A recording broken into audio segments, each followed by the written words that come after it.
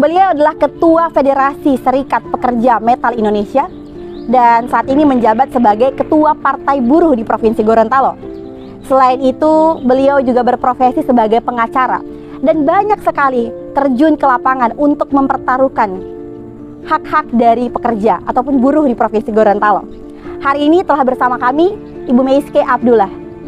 Kita akan diskusi mengenai pengesahan Perpu Cipta Kerja.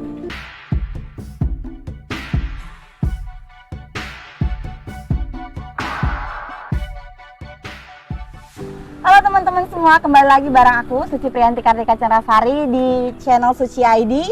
Hari ini kita akan membahas sesuatu yang sudah kita janjikan kemarin di video sebelumnya, di mana kemarin kita sudah membahas lebih dulu tentang respon Gorontalo nih terkait dengan pengesahan UU Cipta Kerja dan meme yang diberikan kepada Ketua DPR Republik Indonesia.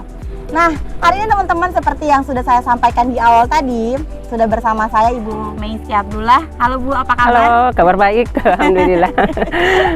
Jadi Bu, hari ini saya dan teman-teman begitu antusias untuk diskusi hari ini karena banyak sekali chat-chat, DM maupun pesan di WhatsApp di tim-tim kami nih yang mereka ingin tahu nih tentang pembahasan dan perkembangan terkait dengan pengesahan UU Cipta Kerja, terutamanya di Provinsi Gorontalo. Nah, mungkin di awal kami berikan kesempatan dulu untuk Ibu menyampaikan kira-kira bagaimana dari Serikat Buruh ya saat ini menanggapi persoalan pengesahan UU Cipta Kerja yang bisa dikatakan terlalu pendek ya jangka waktunya dalam proses penetapannya ini. Gimana Bu? Ya, terima kasih. Jadi penetapan Undang-Undang Cipta Kerja di tanggal 21 Maret kemarin memang menuai kritikan yang tajam, terutama terhadap buruh-buruh. Karena di dalam Undang-Undang Cipta Kerja ini, yang kemarin Perpu nomor 2 tahun 2022 yang diterbitkan oleh Presiden Jokowi pada tanggal 30 Desember itu, sebenarnya isi dari Perpu itu kita sebagai buruh itu sudah tolak. Jadi isi dari Perpu nomor 2 tahun 2022 itu ditolak oleh buruh. Tetapi proses kemudian Perpu itu sebenarnya buruh tidak menolak, cuma isinya yang buruh menolak. Terkait dengan isi Undang-Undang Cipta Kerja yang hari ini sudah disahkan oleh Presiden Jokowi, kami dari Serikat Buruh di seluruh Indonesia sebenarnya kami itu tetap melawan karena apa yang ada di dalam Undang-Undang Cipta Kerja ini sangat-sangat tidak berpihak terhadap buruh. Ada beberapa poin yang buruh tolak di situ. Berapa? Di antaranya upah. Jadi perhitungan upah pekerja itu tidak lagi UMP. Perhitungan upah itu tidak lagi UMP, tetapi dihitung berdasarkan satuan waktu. Satuan waktu itu upah. Kemudian jam kerja pun hari Senin sampai hari Sabtu itu dipotong sehari. Jadi hanya 5 hari kerja, sehingganya dalam sebulan itu 5 hari hanya 20 hari kerja. Sehingganya 20 hari kerja itu tidak berarti pekerja itu tidak bisa mendapatkan UMP. Oh begitu. Begitu. Kemudian ada juga yang kami tolak itu terkait dengan perjanjian kerja. Kontrak kerja atau outsourcing itu tidak lagi kepada beberapa pekerjaan. Kalau dulu di Undang-Undang 13 2003 jenis pekerjaan yang bisa dikontrak itu ada 5. Tetapi sekarang semua jenis pekerjaan itu bisa dikontrak. Jadi seumur-umur hidup pekerja itu dia tidak akan jadi karyawan tetap. Karena tidak ada masa percobaan ya kan? Tidak ada lagi masa percobaan. 3 bulan, 6 bulan itu sudah tidak ada lagi seperti itu, tetapi 1 tahun dikontrak kemudian diperpanjang setiap tahun. Artinya ketika pekerja berhenti atau di PHK, perhitungan pesangon itu tidak akan dapat 24 kali upah atau 19 kali upah, tetapi hanya ada kompensasi terhadap perjanjian kerja waktu tertentu. Jadi setiap tahun itu hanya akan dibayarkan 1 bulan upah. Jadi memang ini dikhawatirkan jangan sampai. Ini yang sangat dikhawatirkan. Kemudian pesangon. Di pesangon itu ada yang namanya penghargaan masa kerja. Di Undang-Undang 13 2003 ada pasal 156 ayat 3. Ada namanya penghargaan masa kerja ketika pekerja sudah bekerja selama 3 tahun itu akan mendapatkan 2 bulan upah dikalikan setiap 3 tahun. Nah, di Undang-Undang Cipta Kerja ini tidak ada lagi seperti itu. Jadi hanya batas 24 tahun bekerja itu tidak diatur sampai 24 tahun bekerja. Jadi ada pengurangan terhadap penghargaan masa kerja. Kemudian 15% yang ada di perhitungan di Undang-Undang 13 2003 tentang pesangon itu dihapuskan. Dihapuskan di Undang-Undang Cipta Kerja. Kemudian ada juga tentang tenaga kerja asing. Tenaga kerja asing itu tidak lagi dibebaskan atau dibebaskan terhadap seluruh jenis pekerjaan. Unskilled worker itu pekerjaan yang tidak memerlukan pengetahuan, misalnya menyusun batu bata atau bikin tembok, itu bisa diambil alih oleh tenaga kerja asing. Ya, padahal itu adalah bagian ranah yang sebenarnya paling banyak ya, paling banyak pekerja buruh, apalagi buruh yang dalam hal ini buruh jasa ya, konstruksi jasa yang biasanya seperti itu. Jadi tidak ada batasan lagi unskilled worker terhadap tenaga kerja asing. Yang seharusnya di Undang-Undang 13 2003 itu tenaga kerja asing itu hanya untuk pekerjaan yang memerlukan pengetahuan atau skill tertentu. Tetapi di Undang-Undang Cipta Kerja ini tidak ada lagi batasan seperti itu. Kemudian tenaga kerja asing tidak lagi mendapatkan izin dari pemerintah. Jadi mereka hanya RPTKA kalau tidak salah, hanya rencana penggunaan tenaga kerja asing itu yang dilampirkan ketika perusahaan itu menggunakan tenaga kerja asing. Ini sangat merugikan buruh karena kuota untuk pekerja lokal itu sudah dibatasi. Tidak bisa lagi pekerja lokal masuk karena ini sudah diambil alih oleh tenaga kerja asing, seperti itu. Kemudian ada cuti lagi, cuti yang dikeluarkan di Undang-Undang Cipta Kerja. Ada beberapa cuti yang dikeluarkan, cuti panjang itu dikeluarkan, cuti haid juga. Cuti haid itu di Undang-Undang 13 bagi pekerja perempuan yang mengalami sakit di hari pertama dan hari kedua ketika mendapat haid, maka dia tidak wajib untuk bekerja. Lalu bagaimana dengan persoalan masa jam kerja? Biasanya kan kalau pekerja itu kalau lewat dari 6 jam kerja biasanya ada set allowance. Iya. Apakah itu juga berubah? Karena pengaturan jam kerja seperti yang saya sampaikan tadi, pengaturan jam kerja itu dibatasi. Sehingganya pekerja itu mendapatkan upah hanya satuan waktu. Iya, satuan waktu. Tidak ada lagi 1 hari 8 jam kerja atau satu hari 7 jam kerja untuk 6 hari kerja selama seminggu atau 8 jam kerja sehari untuk 5 jam kerja. Tidak ada lagi seperti itu. Tidak ada lagi berlaku seperti itu. Padahal kalau dilihat ya, apalagi kalau mengambil base case-nya di Provinsi Gorontalo, justru hal-hal yang menguntungkan buruh itu adalah di bagian itu. Bisa saja kan perhitungan lembur. Perhitungan lembur itu justru yang lebih memberikan peluang buruh untuk bisa mendapatkan gaji yang lebih ya. Betul, tetapi dengan adanya Undang-Undang Cipta Kerja itu jam kerja dibatasi sehingga upah dibatasi. Kemudian itu berkaitan juga dengan jaminan BPJS Ketenagakerjaan dan Kesehatan. Apakah itu juga dihapuskan? Apa bagaimana mekanismenya? Kalau saya melihat di Undang-Undang Cipta Kerja ini tidak ada sanksi lagi bagi perusahaan yang tidak mendaftarkan pekerjanya dalam perlindungan BPJS Kesehatan dan Ketenagakerjaan.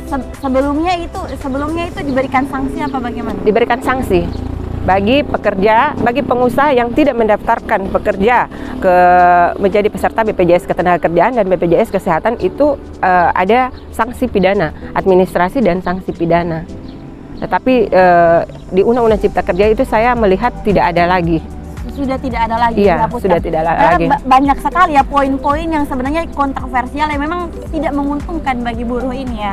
Nah, Bu Mei, ini saya dan teman-teman juga penasaran hari ini, kira-kira untuk di Provinsi Gorontalo sendiri nih, banyak yang bilang bahwa kalau Provinsi Gorontalo kan daerahnya kecil, perusahaannya belum banyak, jadi nggak ngaruh lah kalau seandainya ada Perpu Cipta Kerja ini kemudian dilaksanakan atau tidak. Menurut Ibu bagaimana dengan tanggapan itu? Tanggapan itu pernyataan seperti itu yang sebenarnya menyesatkan.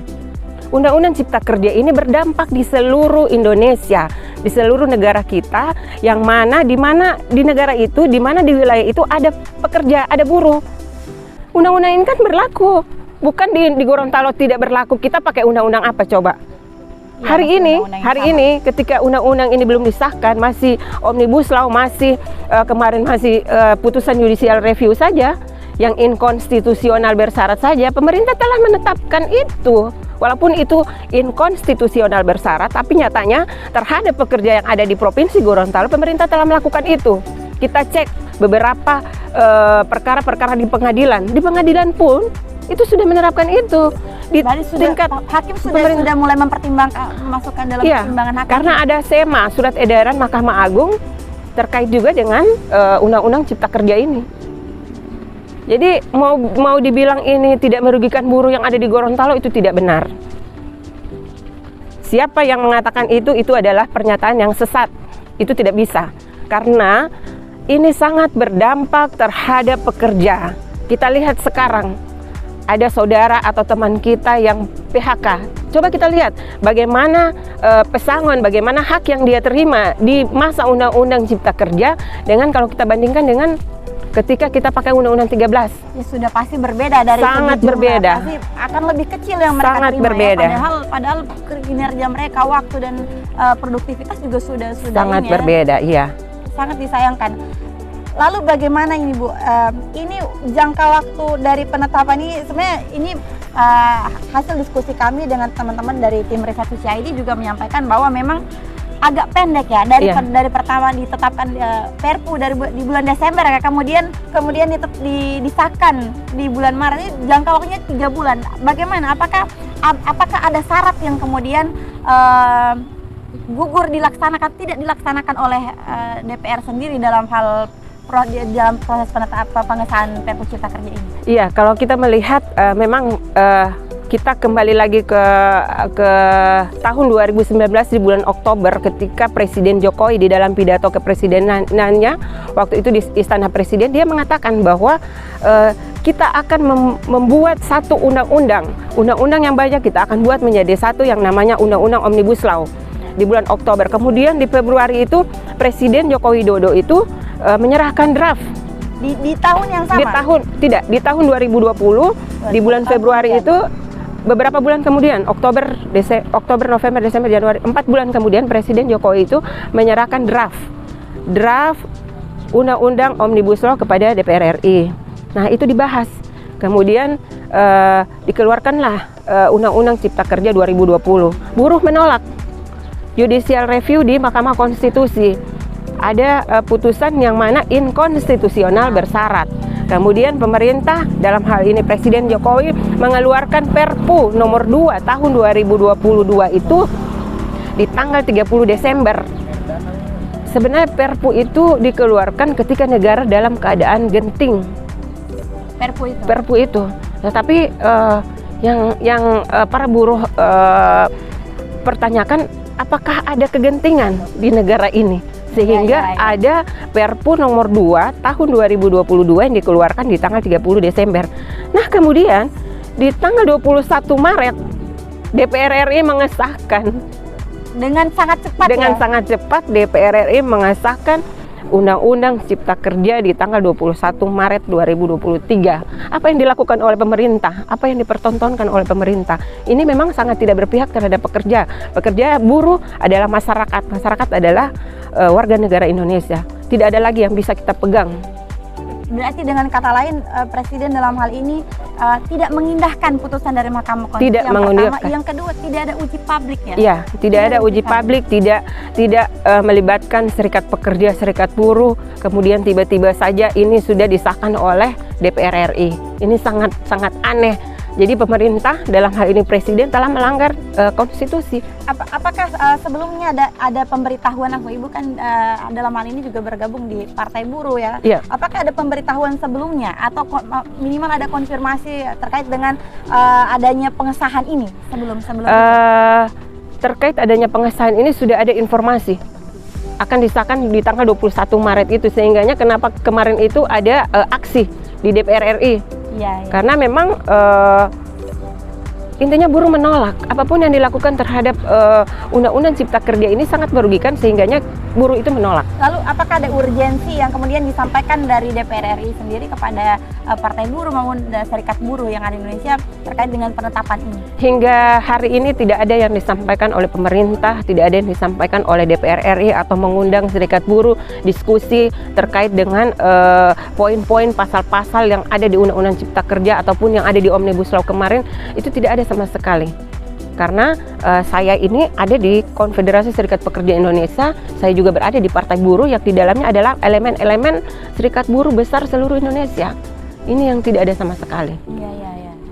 Berarti Bu, hari ini sekali ya, sangat rancu sekali dalam pengesahan Perpu Cipta Kerja ini ya. Sangat rancu. Apalagi tidak dilaksanakan uji publik karena ini memang berkaitan dengan buruh ya. Walaupun kalau di Provinsi Gorontalo ini memang perusahaannya sedikit, tapi kalau kita melihat secara mendalam lagi, ternyata pekerjanya ada banyak ya. Pekerjanya ada banyak. Ribuan ya. Walaupun di provinsi itu atau kabupaten kota itu pekerjaannya sendiri, tapi undang-undang yang dipakai itu ya itulah itu yang dipakai, Undang-Undang Cipta Kerja. Karena mungkin orang itu tidak tahu bahwa ternyata di Pengadilan Hubungan Industrial itu coba cek berapa perkara yang ada di sana. Coba cek berapa mediasi yang dilakukan oleh mediator di Dinas Tenaga Kerja terkait dengan pengaduan dari buruh. Yang kita pakai adalah Undang-Undang Cipta Kerja. Banyak. Banyak itu bergelut di perkara apa, Bu? PHK. Kan perselisihan hubungan industrial itu ada 4.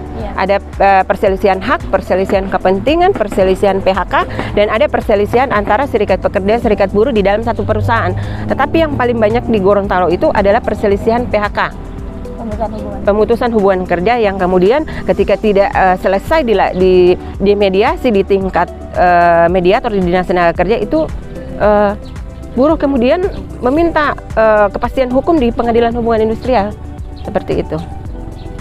Jadi memang ini semakin apa ya, kalau saya melihat ini berarti Provinsi Gorontalo juga sebenarnya kena juga imbas dari pengesahan Perpu Cipta Kerja ini, apalagi saat ini kalau informasi yang sudah masuk saat ini mulai banyak pengurusan izin terkait dengan perusahaan-perusahaan yang mulai berkembang, apalagi dengan kemudahan pengurusan izin perusahaan sekarang ya. Iya. Ya, ini tentu sangat tidak memberi keuntungan bagi para pekerja.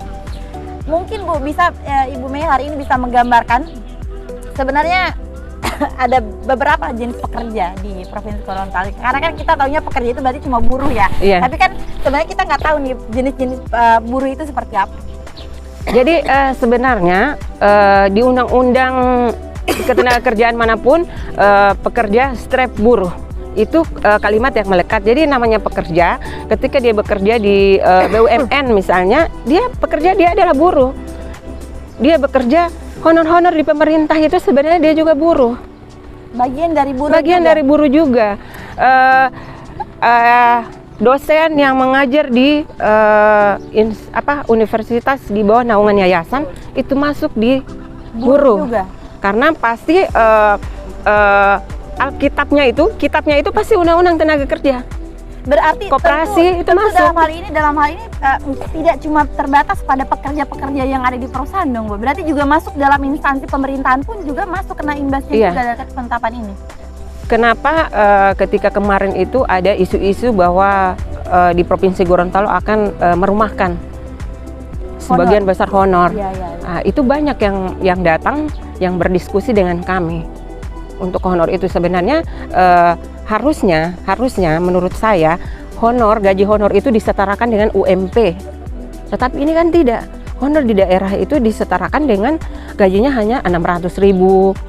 Sementara dia kerja sebulan. Harusnya menurut menurut saya itu honor di pemerintahan manapun itu harusnya ketika dia mendapatkan gaji itu, dasar gaji itu adalah UMP di provinsi tersebut.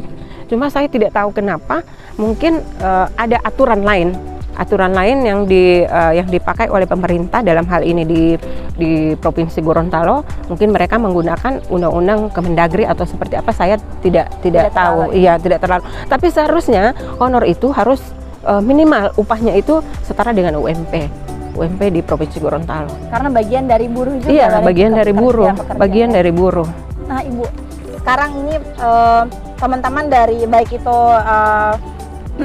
teman-teman yang pemerhati hukum, aktivis, dan banyak sekali yang sangat prihatin juga dengan kondisi buruh saat ini setelah ditetapkannya atau pengesahan Perpu Cipta Kerja ini. Kira-kira nih langkah apa sebenarnya, ibu kan juga adalah notabene juga orang hukum ya. Kira-kira langkah apa nih yang paling baik untuk diambil oleh teman-teman, baik itu dari aktivis, dari serikat pekerja juga, kira-kira ini mungkin ibu bisa sampaikan, karena ini poin paling penting, karena saya dengar teman-teman dari aktivis sudah mulai menggaungkan suara ini, mulai turun dan sebagainya. Karena Undang-Undang Cipta Kerja ini sangat merugikan pekerja buruh yang juga adalah warga negara Indonesia. Yang harus kita lakukan adalah kita lawan. Harus kita lawan. Kita lawan dengan cara apa? Kita turun ke jalan dan kita akan mengadakan gugatan, kita akan memasukkan gugatan judicial review lagi. Judicial review di bulan ini rencana dilakukan, akan ada judicial review. Untuk KSPI itu kita akan memasukkan di tanggal 15 April. 15 April minggu depannya. Jadi KSPI dan Partai Buruh dan elemen-elemen lain itu kita akan menggugat kembali Undang-Undang Cipta Kerja. Kemudian sekarang ini memang sudah ada instruksi dari pusat bahwa setiap hari Selasa itu kita harus mengadakan aksi ke pemerintah. Turun-turun di mana lokasi-lokasi? Mungkin ibu bisa sampaikan. Setiap hari Selasa itu kita harus melakukan aksi di pemerintah, di kantor gubernur atau kantor wali kota, kemudian di DPRD provinsi atau di DPRD kabupaten kota. Yang kita suarakan adalah menolak Undang-Undang Cipta Kerja, sehingganya seluruh Indonesia bergerak, seluruh buruh di seluruh Indonesia, elemen aktivis, mahasiswa, petani, nelayan, masyarakat umumnya, kita menolak undang-undang ini dengan cara kita suarakan. Kita suarakan di setiap daerah. Kalau Gorontalo memang sudah ada instruksi untuk kita suarakan di DPRD. Instruksi itu datang dari mana, Bu? Dari Konfederasi Serikat Pekerja Indonesia. Karena saya adalah ketua DPW FSPMI, kami berafiliasi ke KSPI. Itu adalah instruksi organisasi bahwa kita harus melakukan aksi. Kita melakukan aksi di samping tanggal 15 April ini.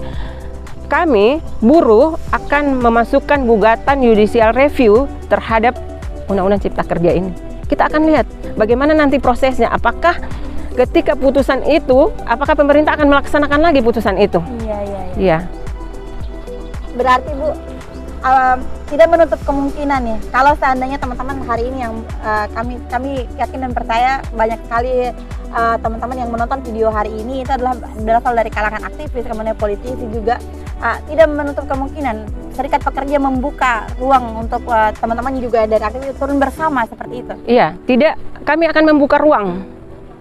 Kami akan membuka ruang karena di KSPI itu, di FSPM itu tidak hanya buruh untuk satu gerakan untuk melawan pemerintah, melawan undang-undang ini agar kemudian dicabut lagi.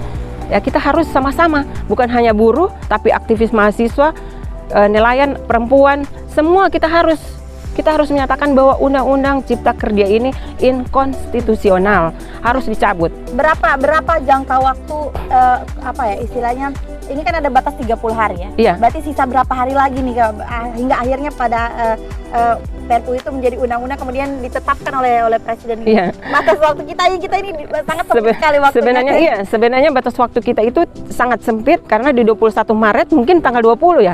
20 atau mundur dari itu. Jadi sebelum itu memang kita harus melakukan gerakan-gerakan untuk menolak.